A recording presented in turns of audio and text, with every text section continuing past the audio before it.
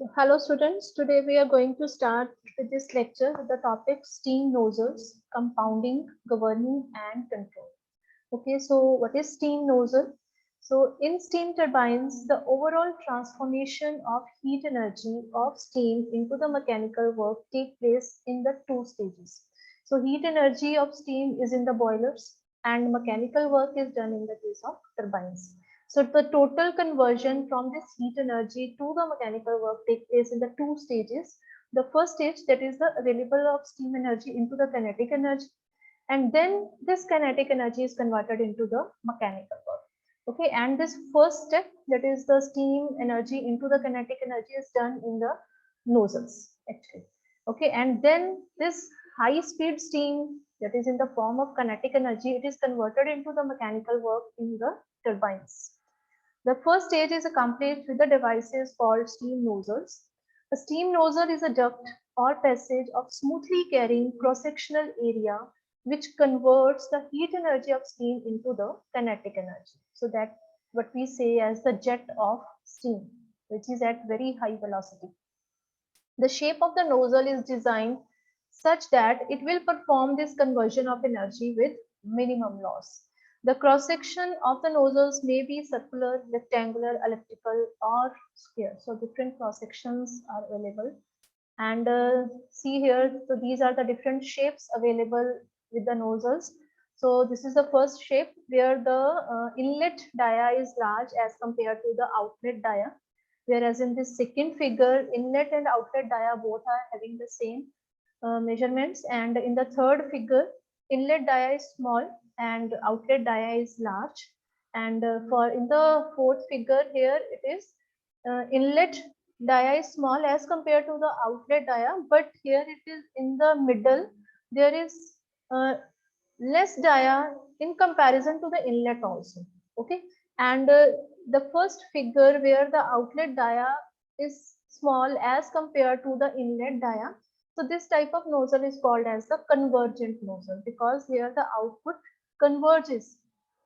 Okay, and whereas in this third figure where the output dia is large as compared to the inlet dia, that means the output diverge हो रही है, so that is called as the divergent nozzle. And this type of nozzle is called as a convergent divergent nozzle. Okay, firstly the shape of the nozzle or the cross section of the nozzle converges. Okay, कम हो रहा है dia and then it starts diverging.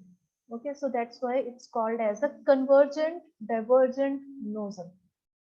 Okay, what's the main purpose of the nozzle is just to increase the velocity of the steam that is feed from the boiler to the turbines. Okay, to increase that velocity, and that is a jet of the steam.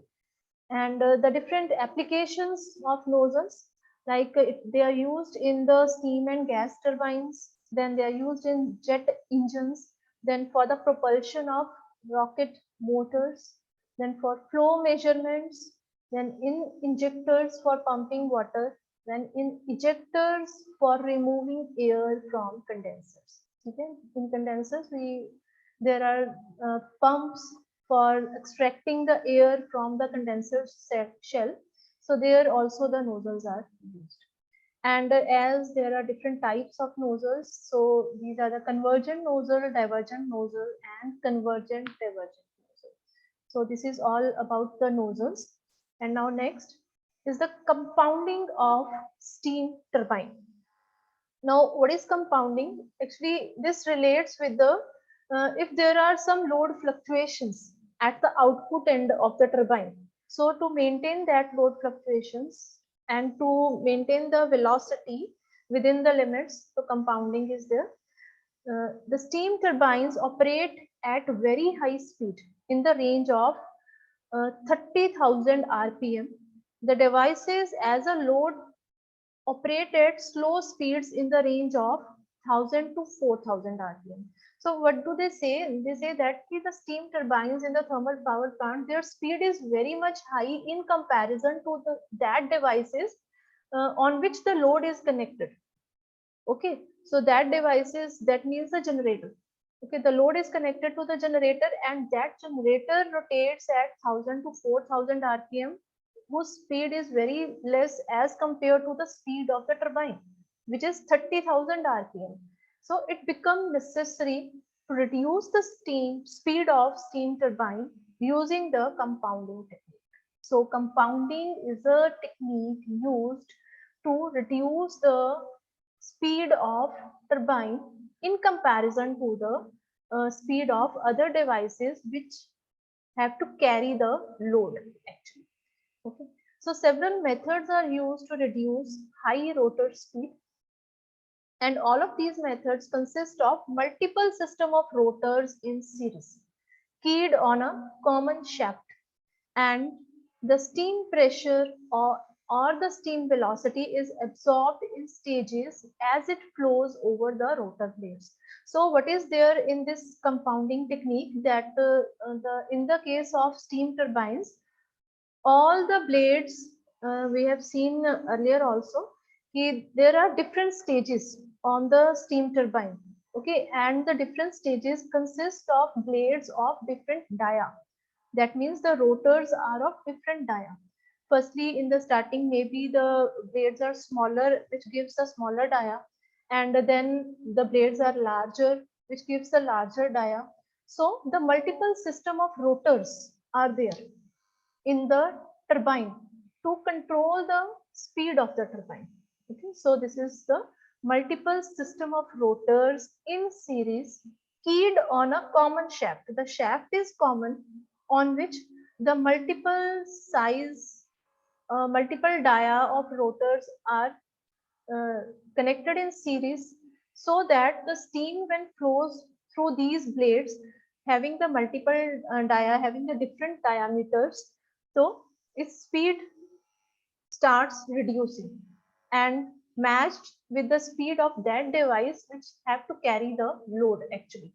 Okay, so the main concept in this compounding is, that is a multiple system of rotors in series keyed on a common shaft, and the steam pressure or the steam velocity is absorbed in that stages. Okay, so in that multiple stages, the pressure also reduces with the expansion of the steam, and velocity also reduces. Okay, and as the steam velocity reduces, so the overall speed of the blades also reduces. Okay, so the several methods are used to reduce the high rotor speed, and all of these methods consist of multiple system of rotors in series keyed on a common shaft, and the steam pressure or the steam velocity is absorbed in the different stages as it flows over the rotor blades. So this is known as compounding of steam turbine. Okay, that is to control the speed of turbine as per the speed of the load carrying device. Okay, and this is done with the help of multiple system of rotors in series. So, and the next is the governing steam turbines. So in the case of governing steam turbines, so this is the concept when the load on the output device varies. Okay, and to overcome that fluctuations, the governing system is there. The steam turbine is used for operating the load which fluctuates with time. Okay, sometimes the load on the generator, maybe the generator works at its full load, or sometimes it may work at its 50% loading, or sometimes at 70% loading. Okay, so continuously the load fluctuations are there. And the steam turbine is subjected to varying load conditions. Okay, when the load fluctuations are there on the generator, and consequently the fluctuations also affect the turbine speed. So this results in the fluctuation in the speed of turbine. The speed of turbine can be maintained constant, and the function of the governor is to regulate the supply of steam to the turbine so that the speed of rotation shall remain almost constant at all loads. So what is a governor? Governor is a device which maintains or which regulate the supply of steam to the turbine as per the loading condition. Okay, So this system is called as the governing of steam turbines. Okay, and the device is called as the governor, that is to regulate the supply of steam to the turbine, that how much uh, steam supply is required for the turbine for some particular load. Like if 100% loading is there, then how much steam is supplied, or if 50% loading is there, then how much steam is required to be supplied on the turbine. So as per the load fluctuations, the supply of steam also varies. Okay, and that is controlled by a device called governor, and that is attached with the turbine. And this system is called as the governing of steam turbines. And there are different methods of governing, like throttle governing, nozzle control governing, that is controlled with the help of nozzles, then bypass governing is there. So these are the different methods for the governing system. Okay, and this is all in this chapter. Yes, thank you.